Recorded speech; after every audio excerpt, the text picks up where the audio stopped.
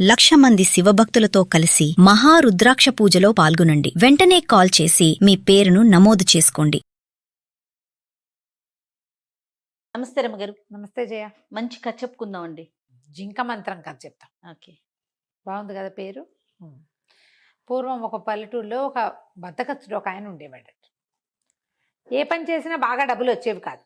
పని చేయాలి, డబ్బు కావాలంటే పని చేయొద్దు. ఎవరికి మాత్రం ఎవరైనాను అంతేగా, అంతే కదా. ఈ పొట్ట నిండదు. పైగా ఏమిటో చీత్కారాలు, వాళ్ళు వీళ్ళు కసురు కొట్టాలు పెడితే ఎవరి దగ్గరైనా పని చేస్తే వాళ్ళ గొప్ప కింద వీడికి పడి ఉండాలి. ఇసుకు పుట్టేసింది. అయితే ఏమైందట, ఓసారి ఎవరో ఒక సన్యాసిని చూశాడు ఆయన. ఆ సన్యాసికి చాలా మర్యాద గౌరవం లభిస్తున్నాయి. ఎవరింటికైనా వెళ్తే వాళ్ళు చక్కగా భోజనం పెడతారు. హాయిగా ఉంటాడు. ఇల్లు లేదు, వాకిల్ లేదు, గోల్ లేదు, ఎవరి పంచనైనా పడుకోవచ్చు. వాళ్ళు మర్యాదగా చూస్తారు. ఇది బాగుంది, బైరాగి వేషం వేద్దామని ఆయన బైరాగి వేషం వేసుకున్నాడు. ఖర్చు లేకుండా బతికేయటం కోసం ఏ పని చేయక్కర్లా. ఇల్లు వాకిళ్ళు సామాన్లు వ్యవహారాలు ఏమీ లేవు. ఊరూరా తిరుగుతుంటే ప్రయాణాలు అవుతాయి. బైరాగి సన్యాసి గారని ఎవరో ఒకళ్ళు ఎక్కించుకుంటారు. ఏ బండికి డబ్బులు ఇవ్వక్కర్లా, సన్యాసి కాబట్టి. ఏ పడవకి డబ్బులు ఇవ్వక్కర్లా. ఇవన్నీ ఆలోచించుకుని బైరాగి వేషం, చాలా బెనిఫిట్స్ ఉన్నాయి. సన్యాసి వేషంలో చాలా బెనిఫిట్స్ ఉన్నాయని ఓ బైరాగి వేషం వేసుకున్నాడు. అది తిరుగుతూ ఉండేవాడు. అయితే ఒక పల్లెటూళ్ళలో ఒక రామయ్య భీమయ్య అని ఒక ఆయన ఉండేవాడు. ఒక ఊళ్ళో, ఈయన వెళ్ళిన ఊళ్ళో. ఆయనకి ఏమనిపించింది, ఆయన ఇలాంటి వాడే కానీ కొంచెం పనిమంతుడే పాపం.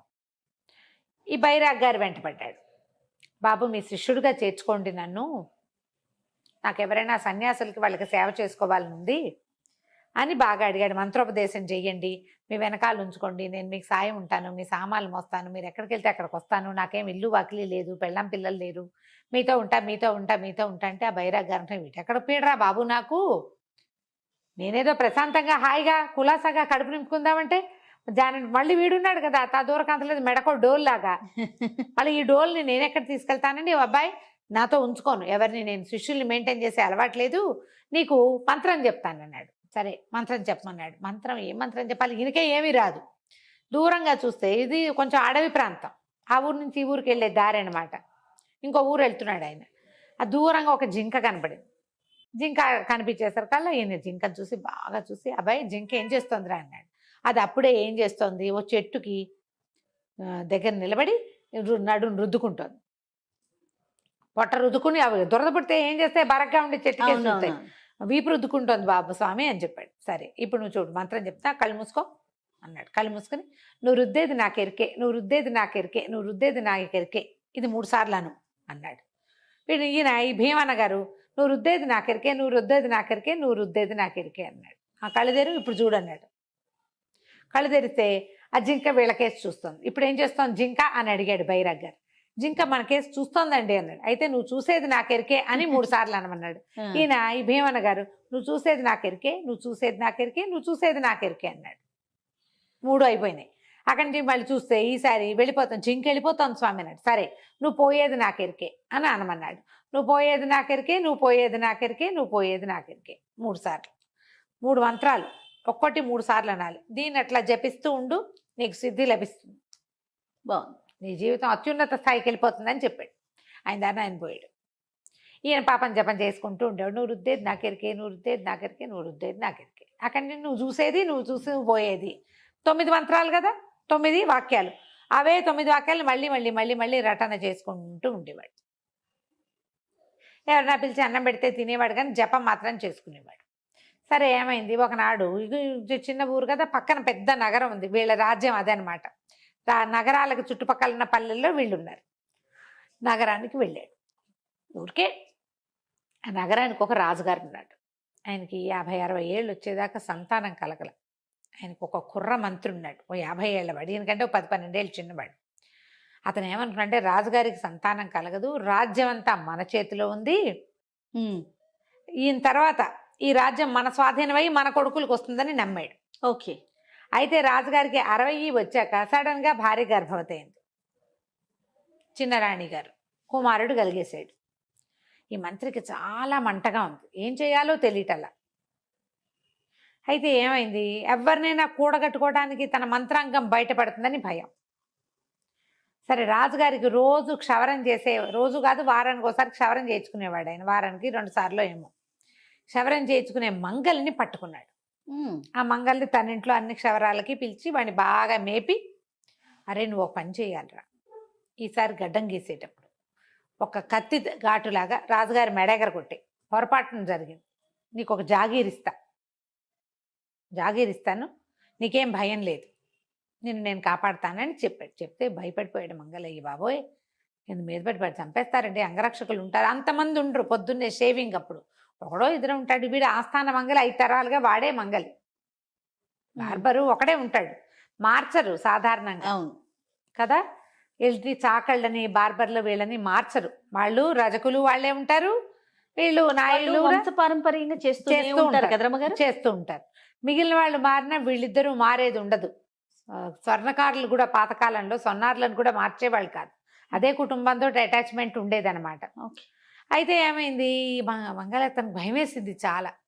ఆ జాగీర్ మీద, ఈ రోజువారీ మంత్రి గారు తనకి ఇంటికి పంపించే సంబారాల మీద మంచి ఆసక్తిగా ఉంది. సరే ఒకనాడు దానికి ముహూర్తం పెట్టుకున్నారు వాళ్ళు. ఆ ఒకనాడు ఏమైంది, ఈ భీమన్న గారు అక్కడికి వెళ్ళే నాడైంది. ఓహో, అది అంతఃపురానికి ఒక పక్కన ఇట్లా పంచలాగా ఉంది. అది ఇళ్లలో చేసుకోరు కదా క్షవరాలు, బయట ఒక పంచలాగా ఉంటుంది. ఆ పంచదయలో నిలబడి కత్తి నూరుతున్నాడు. ఇతను రాజుగారు కొంచెం సింపుల్ బట్టలు వేసుకుని తువ్వాలు కప్పుకొని రావాలి, వస్తాడు. ఇంకా ఈ కత్తి నూరుతుంటే ఈయన ఏం చేశాడు, ఈ భీమన్న గారు ఆ దారిలో నడుస్తూ పంచ కొంచెం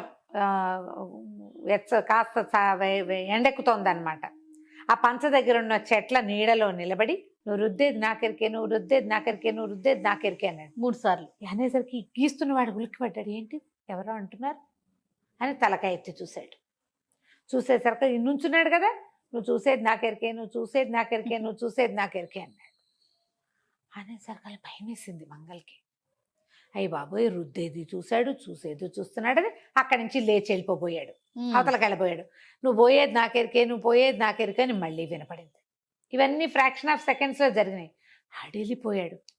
అమ్మో ఈయన ఎవరో మహానుభావుడు, ఈయన ఎట్టా ఉన్నాడు, అప్పటికి కొంచెం గడ్డం అది పెరిగి కావిగుడ్డలు కట్టుకుని అట్లాగే చూస్తున్నాడు.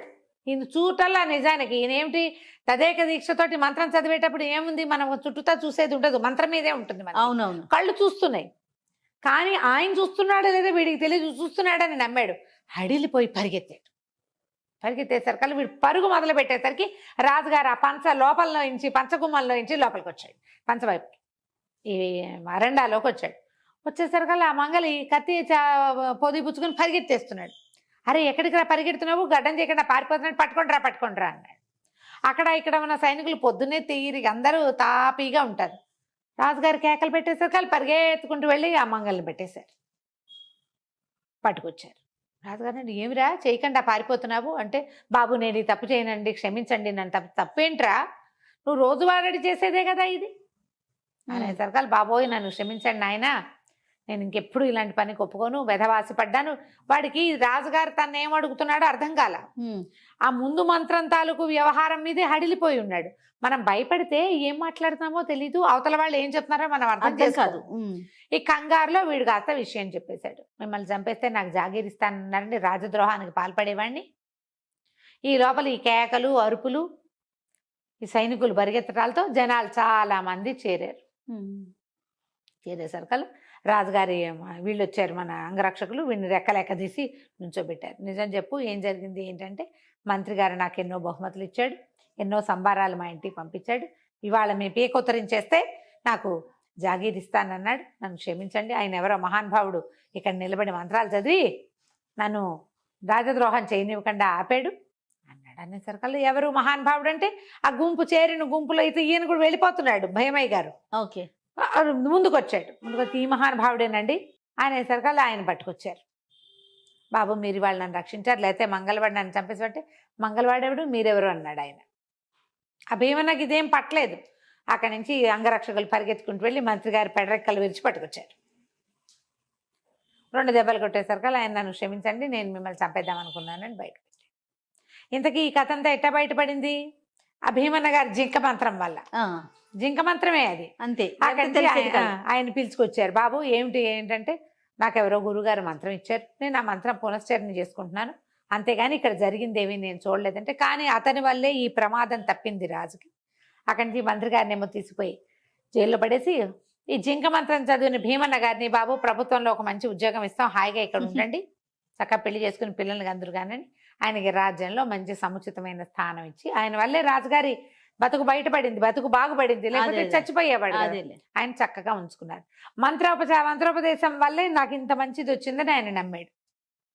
నమ్మకంతో చేస్తే ఏదైనా కూడా నువ్వు రామా అన్నా ఫలిస్తుంది, రావా అన్నా కూడా ఫలిస్తుంది. గురువు మీద నమ్మకం ఉండాలి ఒకటి, మంత్రం మీద నమ్మకం ఉండాలి రెండోది. ఈ రెండు ఉంటే ఏది ఏదైనా చేసినా ఫలితం ఫలిస్తుంది. ఉంటుంది. కథ కంచికి మనం ఇంటికి. బాగుంది రమ్మగారు. నమస్తే. నమస్తే.